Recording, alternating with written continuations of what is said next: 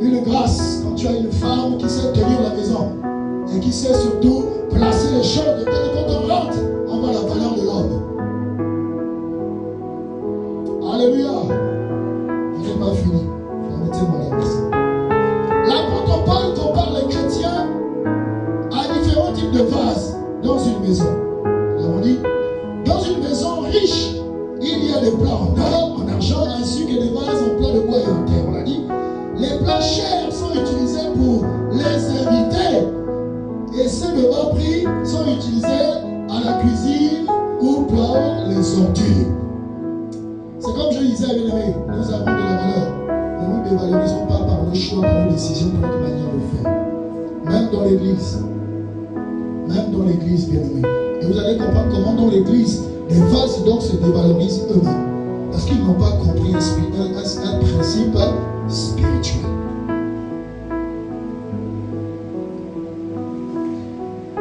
Si vous restez loin du péché, vous serez comme des plats en or. C'est ce que Jésus utilise. L'équation est simple, hein, bien aimé. C'est ce que j'aime avec le Seigneur. Ces équations ne sont jamais compliquées. Avec Naaman, un chef d'armée, l'équation était toute simple aussi.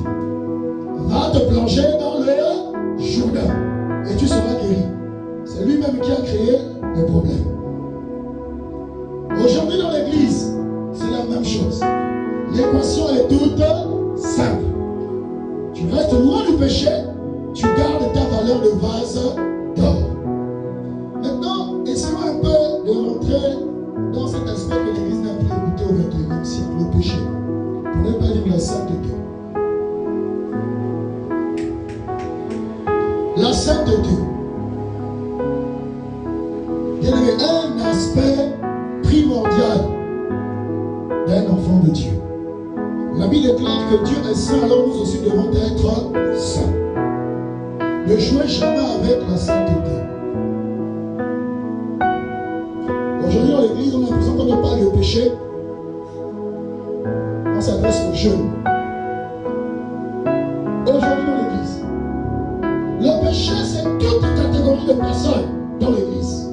Quand tu sois vieux, jeune, enfant, lorsque tu as la notion de ce qu'est le bien et le mal, tu es déjà en phase de choisir. Un ténor, tu connais le péché, n'est-ce pas? Merci. Désobéir à ce que Dieu a dit. Parce que c'est ça le péché. C'est la désobéissance à Dieu. Faire ce que Dieu ne t'a pas demandé de faire. Ou remettre en cause ce qu'il t'a dit. C'est ça le péché. Désobéir à Dieu. Bien aimé, aujourd'hui le péché s'accroche à la vie des chrétiens de manière très subtile. Je lisais un livre de Catherine Kuhlman en semaine. Et dans la partie effectivement du thème sur la sainteté, elle a pris un exemple qui m'a plu. Il dit, regardez comment le péché est dans nos vies de manière subtile. Vous aimez le Seigneur, n'est-ce pas? Et vous savez que vous devez passer du temps à prier, à méditer, n'est-ce pas? Elle prend l'exemple d'une maman. Elle cherchait tellement la purification, tellement la sainteté, tellement à comprendre comment marcher dans les voies du Seigneur dans la pureté, qu'elle a arrêté d'entretenir sa maison pour passer du temps à méditer. Elle achetait des livres. Elle achetait des livres.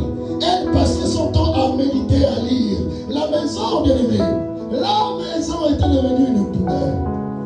Mais là encore, ce n'était rien du tout. Un jour, alors qu'elle est en train de méditer, parce qu'on a dit à l'église qu'on doit lire la Bible, n'est-ce pas? Elle lit la Bible, elle lit la Bible. Sa fille vient, la poupée était cassée. La fille vient, maman, s'il te plaît, est-ce que tu peux me dire à réparer ma poupée? La mère dit à l'enfant, laisse-moi, je suis en train, tu ne me vois pas en train de méditer. Ça que je fais est bien plus. L'enfant est parti. Et alors qu'elle est en train de méditer, le Saint-Esprit mit dans son cœur de se retourner. Quand elle se retourne, elle voit l'enfant en train de pleurer. En fait, l'enfant, elle n'a pas compris comment le temps est passé à méditer. L'enfant s'est assis. Elle a pleuré et elle s'est endormie. Donc l'enfant est endormi avec les larmes et l'enfant est bras croisé, la poupée était au sol. Et elle s'est levée. Quand elle se lève, Dieu lui dit, mais tu cherches la définition de la sainteté à quel niveau? Regarde comment tu as détruit, pour ne pas dire, tu as failli détruire ta famille et créer effectivement une division entre toi et tes enfants à cause de ta recherche effrénée de la connaissance biblique. Vous avez vu comment le péché était subtil dans cette maison? Et pourtant elle faisait ce que Dieu veut, n'est-ce pas? Elle méditait, elle priait. Mais elle a sacrifié quoi? Sa famille. Regardez comment le péché est très subtil. Très subtil. Et vous allez rentrer dans les maisons, ce qui se passe. Parfois, nous sommes désorientés de la réalité. Parce que nous voulons tellement plaire à Dieu. Mais n'oubliez pas, bien-aimés, notre Seigneur est comme un puits.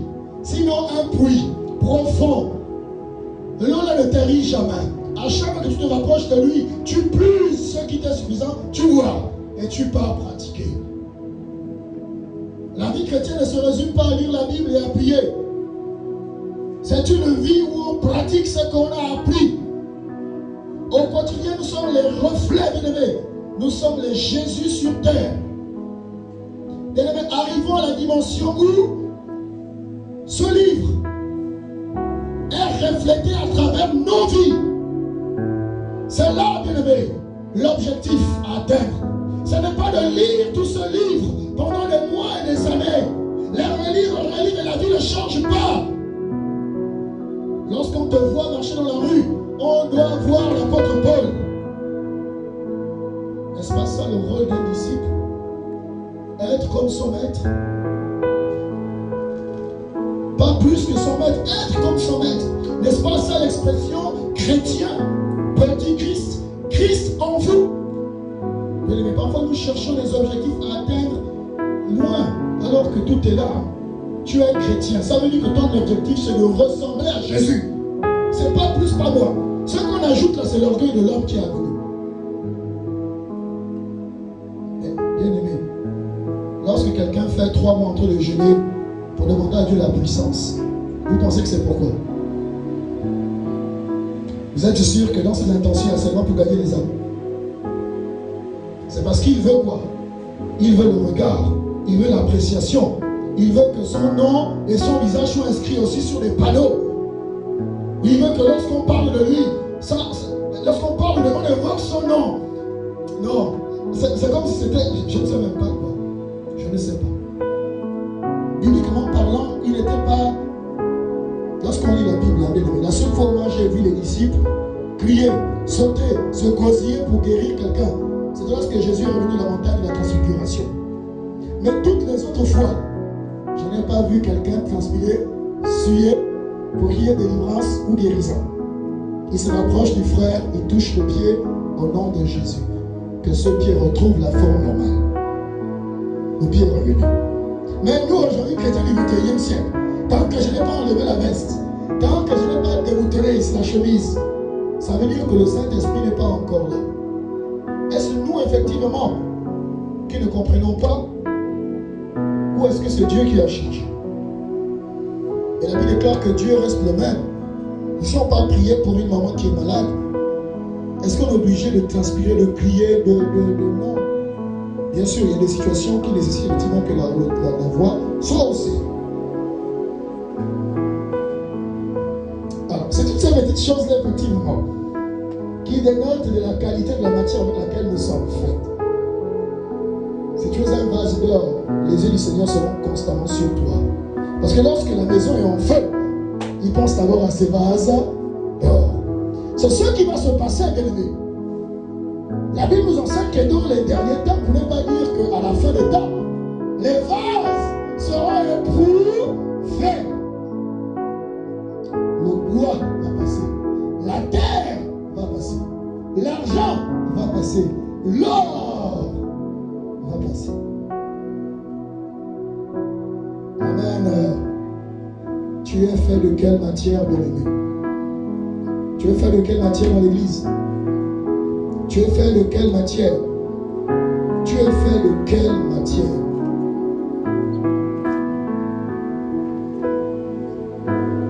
J'aimerais aborder ce petit point. Dans l'utilisation, bien aimé, des vases dans une maison, vous allez comprendre que c'est le vase qui a moins de valeur qui est le plus utilisé. Vous êtes d'accord avec moi, n'est-ce pas? Celui qui a plus de valeur n'est pas toujours utilisé. Rares sont les fois où ils sont utilisés. Dans la maison de mon père et de ma mère, il y avait la porcelaine ici. Je n'ai jamais vu qu'on ait utilisé cette porcelaine. Elle était toujours bien gardée par la belle-mère. Les seules fois où ça sortait, c'était lorsqu'on avait les invités. Ça veut dire lorsque la belle famille venait peut-être à la maison. Les grands frères ou les oncles de papa. Là où elle sort les grandes choses, elle met à la table pour servir. Mais ce qui était le plus utilisé, c'était le vase de terre et le vase en bois. C'était utilisé pour toutes sortes de choses. Regardez ce qui se passe dans l'église. Vous allez comprendre, bien aimé. Et c'est là le danger de l'utilisation ou de l'utilité d'un serviteur. Si on n'a pas compris ça, on aura du mal à être efficace dans l'église. Dans l'église, nous recherchons plus à être utiles qu'à avoir de la valeur. Je vais m'expliquer. Beaucoup de gens dans l'église sont heureux de savoir que Dieu les utilise. Qui n'est pas heureux lorsqu'il guérit les malades?